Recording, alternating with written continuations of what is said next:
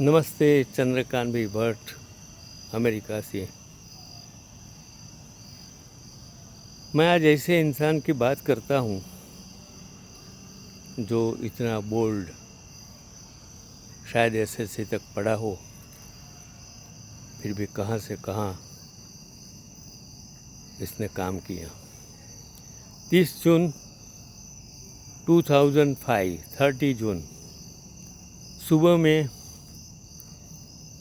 भावित सोनी का फ़ोन आया कि मेरे पिताजी का स्वर्गवास हो गया। मैं शॉक हो गया। हमारे दोस्त प्यारे जो चंद्रकांत के नाम से हर वक्त बात करता था, और आज ही गांधीनगर में जो धरती कम में मेहता चैम्बर्स का मकान गिर गया था, उसके लिए कंपेंसेशन देने के लिए की कमेटी में उसको जाना था।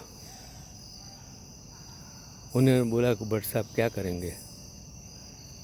मैंने तुरंत ही फ़ोन लगाया कृष्णकांत भी दोषी जो चेयरपर्सन उसमें बैठने वाले थे। उन्होंने बोला कि चंद्रकांत भाई आप ऐसा कर सकते हैं, आप उनके दोस्त हैं, आप आते थे, आपको सब कुछ मालूम है, मुझे ही हैंडल करने की है, और वो तंत्री जो उनका भतीजा है उनको लेकर आप 11 बजे आ जाओ। मैं 11 बजे योगेश सोनी उनका भतीजा लेके मीटिंग में बैठा, सब एक्सप्लेन किया, और 12 बजे जिस टाइम उसको स्मशान में अंतिम संस्कार कर रहे थे, उसी टाइम उसका मतलब जो भी कंपेंसेशन देने का मंजूर हो गया। मैंने ये नहीं सोचा कि मुझे अंतिम संस्कार में जाना है, मैंने ये सोचा कि उनका बेटा भावित सोनी अगर ये मंजूर होता तो उसका भविष्य बन जाता। वही उसकी सच्ची श्रद्धांजलि है। वो नाम है स्वर्गस्थ चंदूलाल सोनी, और कर्णावती एक्सप्रेस के मालिक, मुद्रक प्रकाशक मालिक और मॉडर्न प्रिंटर के मालिक। वो सारंगपुर कोऑपरेटिव बैंक में एसएससी तक पढ़े इंसान, फाउंडर पर्सन, चेयरमैन थे। उसके साथ जशु भाई शाह उसका फ्रेंड एमडी था, और उसको इन दोनों ने जिसको लाया था वो हर्षद भाई शास्त्री जॉइंट एमडी था। वो हर्षद भाई शास्त्री वो बैंक की हालत नाजुक होने के बजाय उन्होंने मुझे बोला कि शेयर होल्डर हो, तो मैंने वो बैंक बचाने के लिए उसको साथ दिया, मेरे मित्र हर्षद भाई शास्त्री को।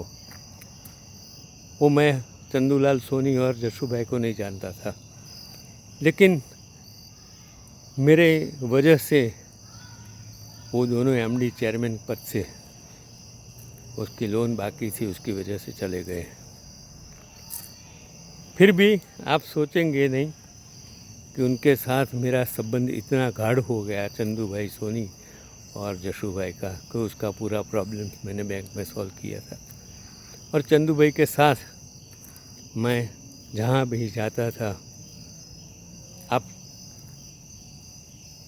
एक साइड चिमन भाई पटेल को बिठाओ, दूसरी साइड उसको खाली रंग फेर, वो उसका देदार था। जहाँ भी जाओ डोर खोल के सीधा अंदर चले जाने का। वो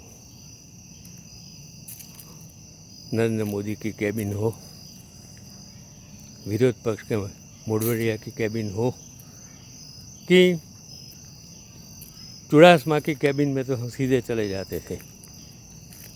और मुझे याद है कि हरिन पंड्या वो गृह मंत्री था, वो कोई पटावाड़े की हिम्मत नहीं कि उसको पूछेगा वो सीधे अंदर चले जाएंगे। हरेंद्र पंड्या के पास गए, अरे काका बैठ गए, जो बात की मैं बात नहीं कर सकता। इतना बोल्ड आदमी। कोई भी ऑफिस में कहाँ भी जाना हो, उसने मुझे प्रेस रिपोर्टर का कार्ड दिया था और खिस्से में एक भी पैसा नहीं था, फिर भी उसने अपने प्रिंटिंग प्रेस खड़ा कर दिया अपने बेटे के लिए। मैं इस इंसान की इसलिए बात करता हूँ कि इतना हैंडसम इंसान, बोल्ड, कम पढ़ा इंसान एक बैंक खड़ी कर सकता है, प्रिंटिंग प्रेस खड़ा कर सकता है, कोई भी मिनिस्टर की कैबिन में जा सकता है और कभी डरेगा नहीं वो इंसान।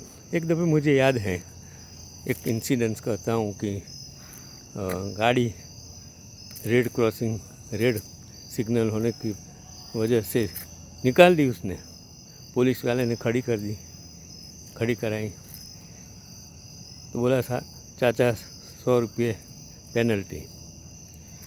पुलिस वाले को बोला भाई 200 रुपया लाओ। वो तो सोच में पड़ गया। फिर मैंने बोला भाई ये चाचा 1000 रुपया तेरे पास से ले लेगा, प्रेस का बोर्ड है तुमको मालूम, उसको दिखाई नहीं देता है। फिर वो हंस के पुलिस वाले ने जाने दिया। ऐसा बोर्ड इंसान मैंने कभी मेरे जीवन में देखा नहीं। यार ये चंदूलाल सोनी स्वर्गस्थ,